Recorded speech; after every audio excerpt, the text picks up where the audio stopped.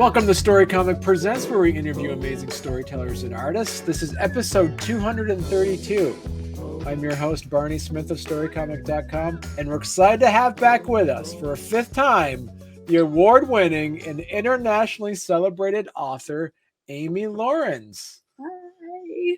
Amy, It is lovely to be here. Thank you so much for having me back, especially for a fifth time. I'm very excited to be in this exclusive club. Thank you. I know, the Five Timers Club. You made it. Yeah, see, that's exciting.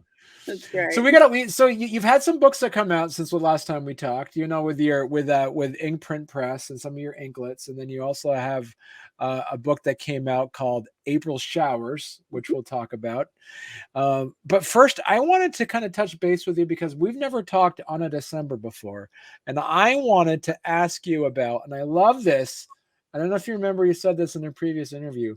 You hate New Year's resolutions. You prefer the term business plans. So do you remember that when you said that? I don't, but it makes sense. And it's really interesting that you brought that up because I have actually just decided this week that I'm going to take a completely different approach to my goals / business plans / whatever you want to call them for next year. And I was actually just talking about this last night with a writer friend of mine. So yeah, that's really interesting that you bring that up as like the first port of call. So yeah. So I guess normally the reason that I would like steer away from goals particularly and go more for a business plan is that I find the business plan overall to be a little bit more higher level and strategic in its approach rather than just like, what am I going to get done? It's more like of an overarching, more like, what areas do we need to focus on and those sorts of things. And I've been doing a lot of work this year as well to really upskill myself in that strategy and the strategic type thinking as well for the business. But interestingly, where I got to this year off the back of some of the coursework that I've been doing and some conversations that I've been having, and also just taking a really hard look at where I am mentally and emotionally right now as well, is that I am foregoing any kind of goal or business plan next year. And the plan for next year is literally to just go with the flow and see what happens. Okay. So yeah, trying a new approach. We'll see. So what's your plan on this? What do you hope to get out of just kind of going with the flow instead of having a very specific business plan in place? So since I was on here last, I have had a very epic career change. I'm no longer a high school teacher. I now have a very, stable 9-to-5 desk job. And it has been a really interesting transition for me. There's been a lot to unpack in terms of, my work habits, my mental habits, my thought patterns, all those sorts of things. And as part of that, it really came to my attention just how exhausted I was. The reason that I started looking for a new job earlier this year is that despite having started the year off in January, February, really excited about a new way of approaching my strategy and my thinking and my goals on a weekly basis even, let alone the whole year, it really quickly became apparent to me that, I guess what happened is that I finally realized after trying for so long that I can't, no matter how well I organize my time, I can't actually teach, write, run a business, and be a parent all at the same time. One of these things had to give. And I was tired. I was tired to the point, and it's really interesting looking back because I was so tired that I didn't even realize how tired I was. The fact that the Christmas holidays last year, so as a teacher, I was getting 6 weeks of holidays off over Christmas. It took me 4 weeks to actually even be able to pick up a laptop and start engaging with writing and things like that. Whereas normally for me, that's my peak work time in the business because that's the 6 weeks where I don't have homework. Whereas the other school holiday periods, I do have homework and I'm still doing schoolwork for those 2-week periods. Yeah, and then to get through term one through February, March, it got to the point where I was actually having to go out to my car a couple of times a week and have a nap during free periods just to actually physically get through the day because I was just that tired. And so that's what really prompted the thinking about a career change, and a couple of other things happened at the same time that really, to me, just felt like signs from, I would say signs from God, but signs from the universe, or, you know, whatever works for your belief system. I just really felt like this was the time that I should be looking. And I kind of had in the back of my mind, I'm like, okay, maybe I'll see out this school year, and then in 2023 I'll look for something after that Christmas holiday break. And God slash the universe had other plans, because it was just like bam, bam, bam. And it was like, I happened to mention it to a friend, and my friend was like, our area is looking for people. And I submitted like one application and had one interview. And it was literally, I have all of the dates in my diary highlighted, because I felt like it was emotional whiplash, because it just happened so fast. It was 7 weeks, almost to the day, from saying, maybe I should start thinking about a new career, to, oh my gosh, I just accepted a job offer. It was huge. And like I said, real emotional whiplash to have changed that dramatically in that short a time. And so I came out of teaching knowing that I would need to spend the second half of this year. Aggressive rest was my phrase, because I'm very good at overbooking my time. And so I was like, nah, I've got to actually just go at this and be like, nah, I've got to actually aggressively focus on rest, because otherwise, I know me, I'm just going to fill it up with all sorts of other things. And, you know, I'm just going to end the year as tired as I started it. And I guess it's just been, I called it the onion of tiredness to a friend the other day. And it's like every time I've peeled back a layer on that tiredness, I'm like, oh my gosh, there's just more tiredness underneath. And so I'm actually just about at the end of a really great course that Hilary Rushford, who's one of my business mentors, she actually just released a course on healing burnout that started 6 weeks ago. And so I'm working my way through that as well. And yeah, it really just became apparent to me a couple of weeks ago that while the work that I've done has been good and useful and helpful, it's just a first step. And that if I'm not really careful about continuing to rest for another 6 to 12 months and really consciously letting my mind and body heal, then I'm just going to be limping forward through the future, you know? And it's better to just take that break and really, really double down on resetting and resting, and then start fresh and go again from there. So that, paired with a few other things together, are what sort of crystallized that idea this week that, well, maybe next year I'm just not going to set specific goals, and I'm not going to set specific business plans. Like I know from all this work that I've been doing what the priority areas are in our business. I know the projects that we're wanting to wrap up. I know, you know, there's a couple of new projects waiting in the wings as well. So it's not that I have no ideas and it's absolutely nothing. It's just, I'm not going to commit to anything, and I'm definitely not going to put a time frame on anything, because you know, my response to this in early December was, okay, I'm clearing my calendar for 3 months. I'm wiping December, January, February, everything I was planning to do. I was planning to have a release in January, February. I'm like, nope, push all of that back. And just today, this morning, I'm looking through my calendar going, yeah, no, this is not that I've cleared my calendar and now I'm going to have nothing to do for December, January, February. This is, I've pushed everything back to March. And I think it's actually going to take me that long just to wrap up the things that I'm actually already doing, you know? So trying to learn to give myself a lot more space to do that and be juggling less, so that I can be more effective and be more intentional and not be constantly running myself to the ground, you know? Right. Yeah. Now, I'm kind of curious about this too. Do you feel as though, because you are in essentially, you know, I would call like an overachiever, because you have so many projects, you're doing so much, and it's almost to the point, do you feel as though like planning ahead is more important for those who seem to, you know, lack that discipline, but whereas those who are these, you know, overachievers, it's almost like the go with the flow seems to be more better psychologically for I think folks a like little that? bit of both. So I'm not sure. I Yeah. can't remember if we mentioned this back in January, but one of the other really interesting thing that's happened in my life in the last couple of years is realizing that basically realizing that I have ADHD, and learning to incorporate that into the way that I work, into the way that I process things. It's interesting what you say about, is it better to go with the flow if you're this type of person and plan at that? And for me, it's been this really interesting parallel experience with the way that I write as well.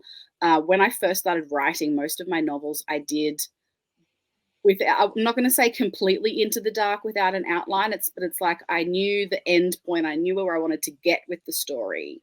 And then as I was writing, I would sort of know a couple of chapters ahead of what was going to happen for the next couple of chapters. And that was it. And it was just sort of that gradual moving forward process through. And then I switched to a different process and fully outlined a couple of novels and did that because I knew that structure and scene structure was a little bit of a weakness of mine. So I wanted to really focus on that consciously. And it's interesting that now that I've done that and I've come back slowly to writing, I'm trending back more toward how I used to write when I was a new writer and doing that sort of just a couple of chapters ahead.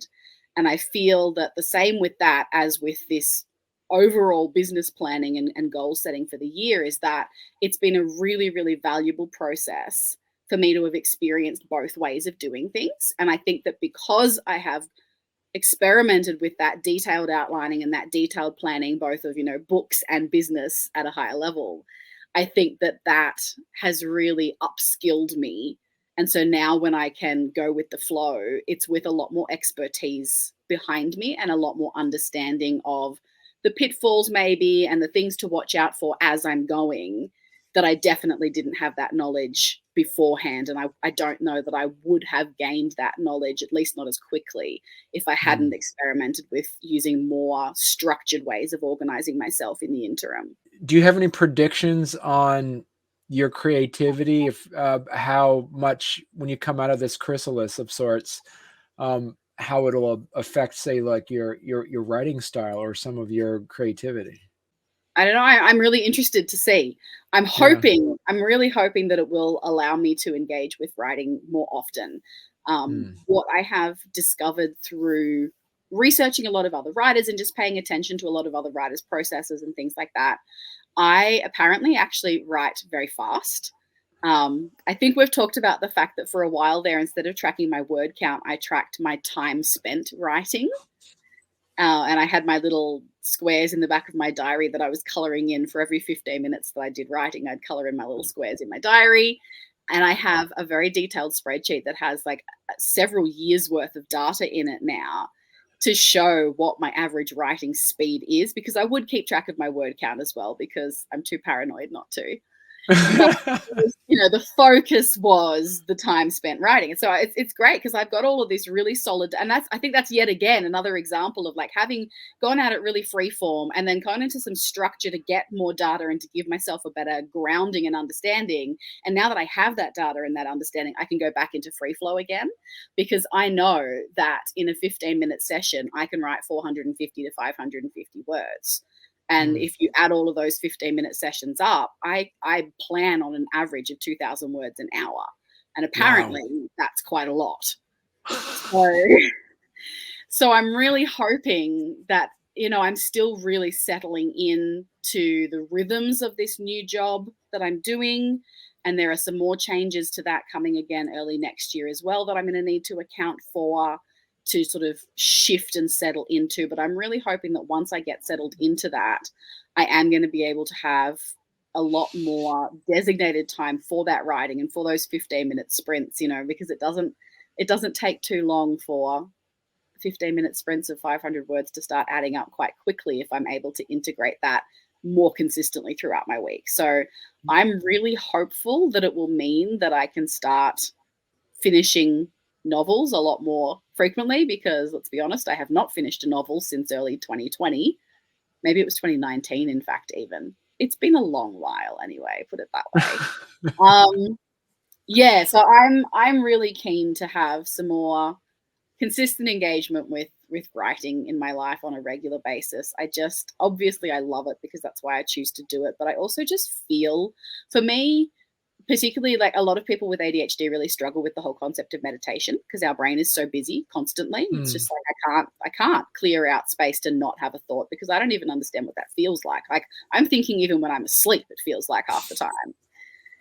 So for me, writing actually puts me into that real meditative state of mind where I can't focus on any of my own problems and I can't focus on any of my own thoughts. And my brain really is just focused on creating that world in front of me. And so I feel better and I feel mentally more healthy and more stable when I'm able to engage in that regularly, just as I imagine people who regularly engage in meditation feel, if you're the kind of person meditation works for, So yeah, but in terms of how it impacts my style, I don't know. We'll see. I'm as excited to see as you are. Was this like a self-diagnosis, or were you diagnosed with ADHD?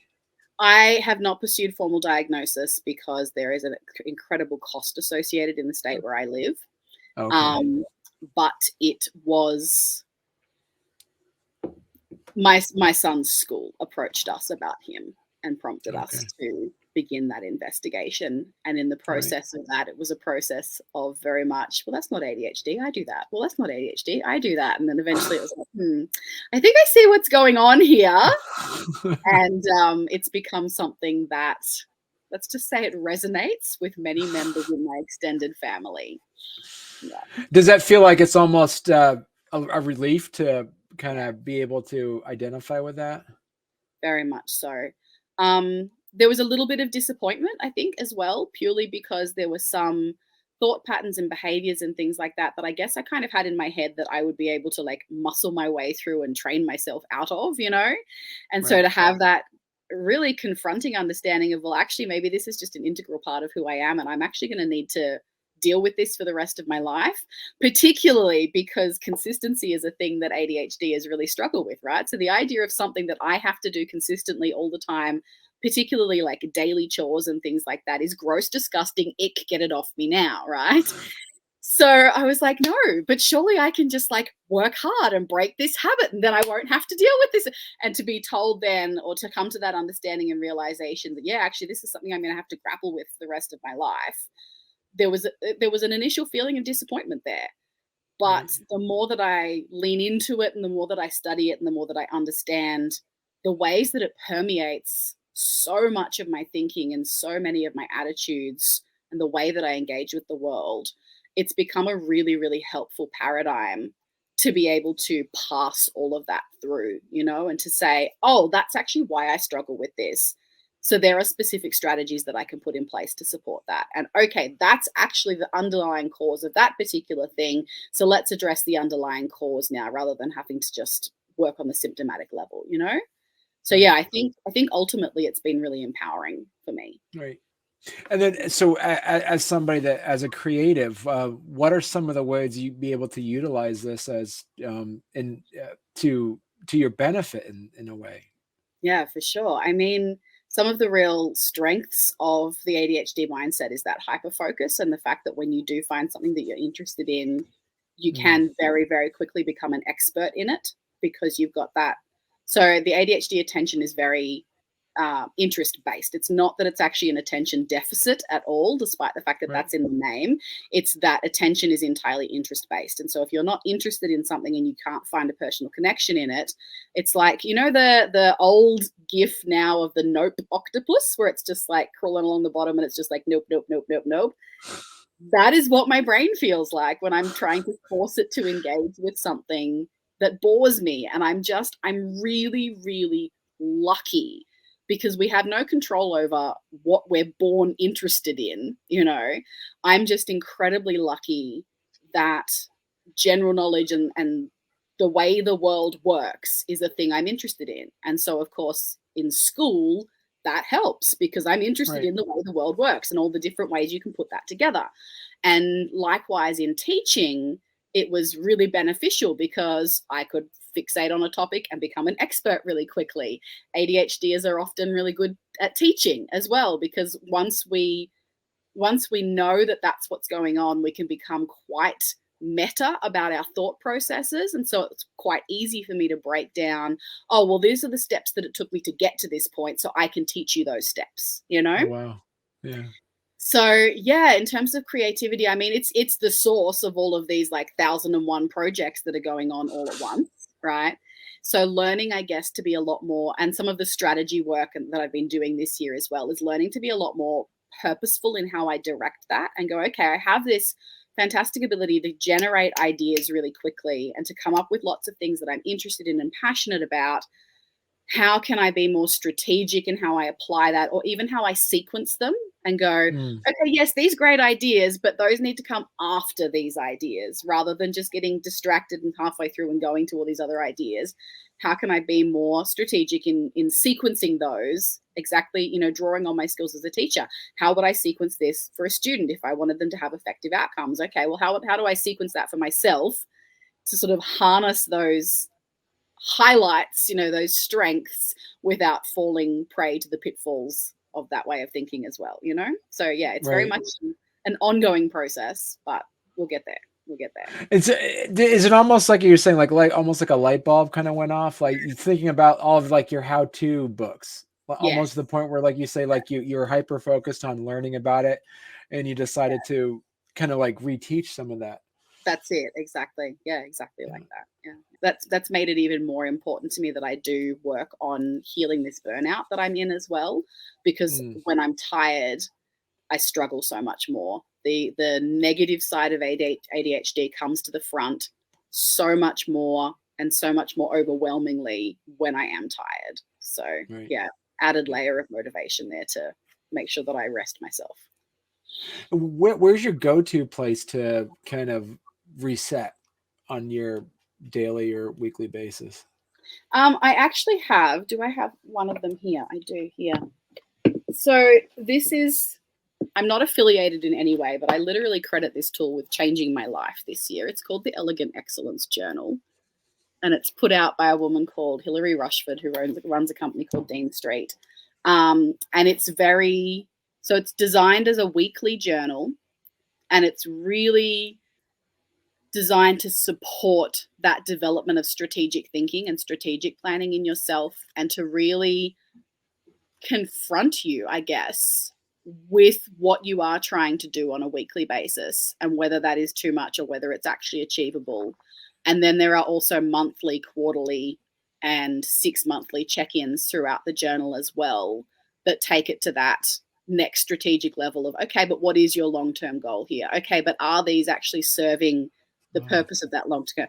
So this is not the only tool that I've been using this year in terms of building my strategic thinking skills, but it is definitely a really important one. And I find having that as a reset at the end of every week, and I come to it either on like a Friday night or a Saturday night or a Sunday morning, just whenever I get to it sometime in that period, to just check in and be like, okay, but I've done lots this week. I'm really good at doing lots. I am excellent at doing lots. But are the things that I've done this week actually things that I value?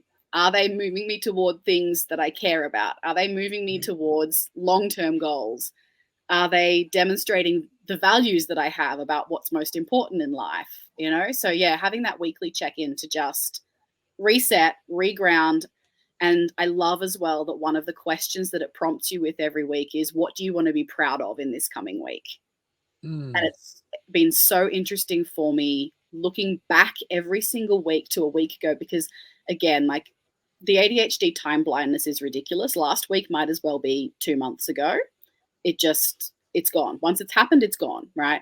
So Mm. to check in with myself from a week ago and say, oh, hey, I actually predicted that this was going to be a really tiring, busy week. And I said that I was going to be proud of doing nothing in my spare time and just resting. Oh, hey, all right, okay. I wasn't completely unproductive. I just did what I said that I was going to do. Great. All right. Thanks, past me. That's well done, you know? Yeah, even just that simple question of like, what am I going to be proud of this week? And then revisiting that to be like, oh, yeah, okay, right. It was my intention to do that this week. Good on me, you know? Yeah, it's Right. really uplifting and empowering. And yeah, I love it. Right. And so how are you, and so talking about some of this stuff of like part of your reset is like um how are you being able to, because you wear these two, you not only you're a writer, but you also have this, as we say, like the business perspective of it. What are some of the things that you're adjusting with, say, with Inkprint Press and things like that? So Inkprint Press has always been a bit of an interesting one, because the entire reason that I started it in the first place was because I needed that flexibility. And I knew very, very early on that I was not going to be able to commit to working to someone else's schedule because if their dates happened to conflict with a particularly busy week in teaching where I was doing lots of marking and reporting and assessment, I would not be able to guarantee that I could hit someone else's deadlines. So the way that Inkprint Press has been set up from the very beginning is designed to be responsive and flexible to my needs and to Liana's needs as we go along. And although that was always the goal from the outset, I recognize that I have a little bit of a habit of falling back on digital organization when I'm stressed. You can tell I'm stressed because I'll spend half an hour in my calendar just randomly rearranging things, right? And the Inkprint Press schedule falls prey to this also. And so I would sit there and like project out and be like, well, if I could write 4 books every year, then this would happen and this would happen and this would happen and that would be the schedule, right? And of course that doesn't happen. So I have to then go and redo it.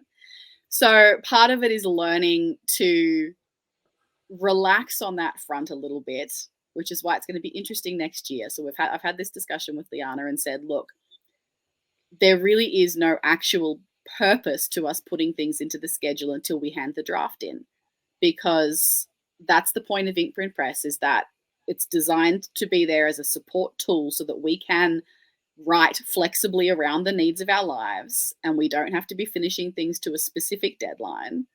To which Liana was like, that's cool, but I need you to give me a deadline anyway, just so I can behave for it. I'm like, I can do that. That's fine. Yeah. And then, so pairing that also with a lot of the business study that I've done this year and really coming to the understanding. So a lot of businesses talk about the 2 aspects of having a business where you are selling stuff, whether that's products or services, is you need to find people and you need to sell people, right? You've got your marketing, you've got your sales. And really coming to the realization that because I am wearing all of these different hats in the business, I actually have a 3rd season, which is creating things as well. I have create, find, sell, not just find, sell. And so for me, learning, I would love to get to a point in the future where I can be doing 2 of those things at once, you know, and have a dual focus on these are the 2 bits of that business that we're focusing on right now. But at the moment, coming to that real understanding that I am exhausted, I am burnt out, I am trying to heal from that, which means I can pick one of the 3. One of the 3. I can be creating or finding or selling. And so next year is going to be very much a focus on wrapping up old projects and then moving into a creation phase. You know, I've got 2 series that are sitting there incomplete, that have been sitting there incomplete for the last 2 to 3 years. And I would really, really like to prioritize getting both of those series finished. And also at the same time, you know, the Inklets is coming to a close now, which I'm so excited about because, oh my gosh, I sat down and did a count back in, was it like August or September, something like that, and did a count of how many hours had actually gone into the creation of that series, because this is the other ADHD thing again, right? It's like, oh my gosh, this is a shiny idea. We should commit to this and do it forever because it's amazing, without really actually stopping to take stock of the fact that maybe there is an implication here, a time implication, and that maybe this is chewing a lot of my life. So anyway, I figured out that to that point, I think it had taken me about 750 hours just to do the base work of edit the Inklets, format the Inklets, get them up in the book for sale. And to sort of wrap your mind around what that looks like a full work day every Saturday and Sunday for a year. Wow. And I did that over 4 years while I was teaching full time, and teaching routinely is a 50 to 60 hour work week. So Jeez Louise. I'm like, no wonder I'm tired. And also, I'm glad we made the decision to wrap the Inklets up at 100. So the last Inklet comes out on the 15th of February. I'm very excited.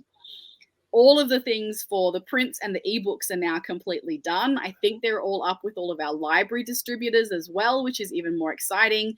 And the final thing that we're doing is that, which has just come on screen now, is that collection that we're putting together. We decided to do a hardcover collection of all 107 stories, because even though there's only 100 booklets, 7 of them are double issues. So there's 107 stories.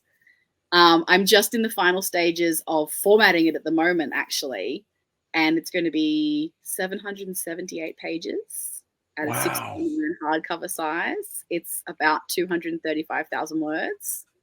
So that is going out to the early supporters from our Kickstarter that we had a couple of months ago. Right. It should go out to them around February, March, and then it'll be available for sale in August. And then that's it. That's all the inklets done forever. And I'm just like, think of the amount of time that that's going to free up for working on other projects. So yeah, next year will be very much about finishing off projects like that. There's some things that we want to do to sort of increase the reach of the distribution of our main titles as well, like get those out to libraries, get them available in a hardcover format as well, and things like that. We're experimenting with Google's AI audio at the moment for the inklets, which has been heaps of fun. Oh, So wow. yeah, if you go over to Google Play in their little bookstore there, a few of our inklets are available as AI narrated audio. And I've got a sort of a timeline next year for getting the rest of those up throughout the course of the year as well. And that's been heaps of fun to experiment with. Because you've been very, you and Leanne have been very, very proactive in making sure that all your works are accessible. Because you also did some Braille as well, correct? Yeah. Well, there's a company that we made contact with a couple of years ago in America who does Braille translations. And we just got quotes for them for the different lengths of the book. And then it's just print on demand, basically. So if anyone wants Braille copies of our books, we can just get back in contact with this company and they will print it all up, and postage is free because it's, postage for the blind, free mail, and the Braille versions of our books there, which is really cool. Yeah. So I have to ask though, is one of your projects you want to try to finish up is your Myers-Briggs fantasy book? Interesting you should ask about that. So obviously, right, my two priorities are to get the Storm Foxes series done, which I was so hoping that was going to be a duology. I really did not want it to be a trilogy, but darn it all, I did some plotting work on that earlier this year, and it is going to be a trilogy. So that's a thing. That's got 2 books to go. There is also a prequel to the series, which has been fully drafted and is just waiting for the other books to come out before I release it. And then there is the Kadidios series, which is sitting open at the moment, which has the first book out, and there are another 4 books in the main line of that series. And I am over halfway through drafting the next book. So those are my big priorities to focus on. But kicking around in the background as well is this book called Moonshot, which several years ago, I can't remember how it came up, but I found myself in the situation where I promised an entire class full of year 8 students that I would put them all in a book, right? And then I was like, okay, that's great, but how do you write a book with 25 main characters? What have I done? And with a lot of creative thinking and problem solving around it, I came to the conclusion that I would write it in the style of the word that apparently I can never pronounce properly. I say epistolary. Apparently it's like epistolary or something like that, which I think is just awkward. So it's epistolary. It's not, but that's how I say it. But like different text types, so letters and emails and all those sorts of things. So that's how that was really told. And Moonshot is actually the prequel that kicks off that whole Myers-Briggs world, which is called the Witch Blue universe. Right. Yeah. In the meantime, there is actually a book in that universe out. It's Rush Job, which is my sci-fi heist novella. And it's from the perspective of one of the people who don't have the magic, who call themselves, the people who Moonshot tells the story of how these people left Earth in the first place, the people with these abilities. I say magic, it is sci-fi. Yeah, it's like Star Wars. It's sci-fi fantasy, really. Right. So the people with these abilities leave Earth, go off, colonize space, and you end up with colonized space having regular humans and the witches who have these abilities based on their Myers-Briggs personality type. Rush Job is told in that future, and it is set from the perspective of regular humans, with something that happens that I won't spoil that threatens to give the witches control over colonized space again, which of course the regular humans don't want. Right. So yeah. If you want a taste of that world, you can go and read Rush Job. Otherwise, Moonshot, look, the students that I promised it to all graduate at the end of next year. I would adore for it to be like at least first drafted to be a graduation present for them. as we've said, I'm not allowed to make plans next year because my plan next year is to recover. So we'll see what happens. Right. But it shouldn't be too much further away. I really struggle to write 2 books in the same series back to back. My brain likes to have a break between them.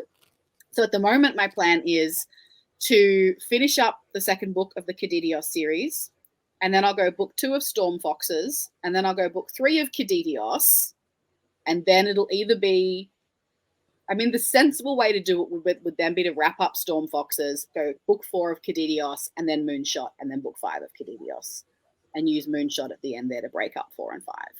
Right. So it's in the queue. It's in the queue. We'll just there have you to go. see how quickly I can get back to these 15-minute slots of time, you know? Well, perfect. So Amy, for those that are interested in learning more about their works, they can still go to amylawrence.com, correct? Sporadically updated, but yes. You do update it, yeah. And then also, if they're interested, they could also go to Inkprint Press as well. And there, your 107 fantasy science fiction short stories. That's the one. The hardcover, man, that's pretty cool. Yeah. I'm really So they can go to Inkprint Press, inkprintpress.com. They can go there. All right. Inkprint Press will have everything that's currently available for sale. Amy Lawrence is where to go if you want news and announcements about upcoming things and just general shenanigans, basically. That's right. You have you got your blog post on there and everything. Yeah. Cool. Yes. Perfect. Well, listen, Amy, you got to come back on. You got to come back on more often. You just can't. I would love this to. This was a big drought. Yeah. Yeah. This was an Amy drought. You were on for almost a year. Aww, yeah. I feel missed and appreciated. Thank you. Yeah, you were missed. Yeah, absolutely. No, I love coming, love being here. I'm very, very excited at the prospect of having better availability moving forward into the future now. So we'll have to pick another prime number. You said this was episode 232, and I'm like, it's a nice number. It's aesthetic. I'm happy with that, but it's not a prime number, and all the others have been prime numbers. So we have to work on that for the future. That's true. Yeah. All right. Thanks a lot, Amy. No worries. Thanks so much for having me.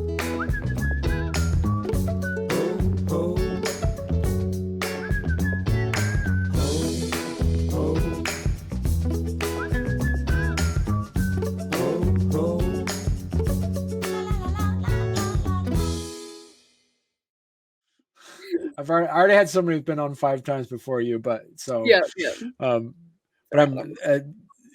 you're right up there, though. All right, let me get these exclusive ranks. You know, that's right. You are. You made the exclusive ranks. That's right.